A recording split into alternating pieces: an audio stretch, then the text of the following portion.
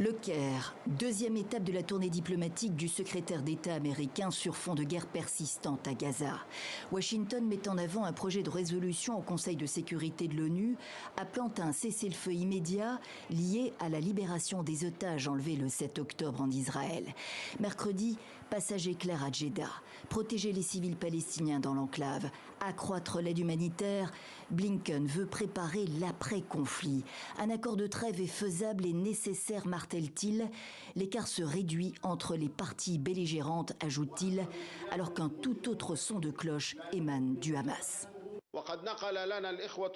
Mardi 19 mars, nos frères, les médiateurs, nous ont informés de la réponse de l'occupant à la proposition transmise jeudi. Réponse négative. Elle ne correspond pas aux demandes de notre peuple et de la résistance. L'occupant, c'est ainsi que le mouvement islamiste palestinien se réfère à Israël.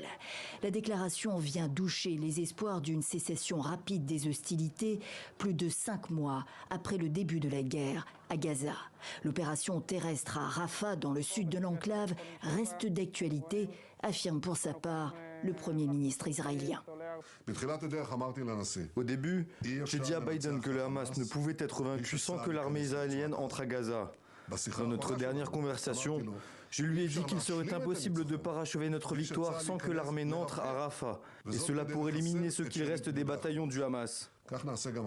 L'opération de Rafah n'est pas pour tout de suite, laisse entendre Benyamin Netanyahou, qui affirme qu'un plan d'évacuation des civils palestiniens sera bientôt présenté.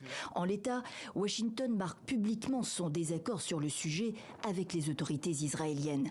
Dans le camp démocrate en pleine campagne présidentielle aux États-Unis, de plus en plus d'élus s'interrogent par ailleurs sur le bien fondé de la poursuite des livraisons d'armes à Israël.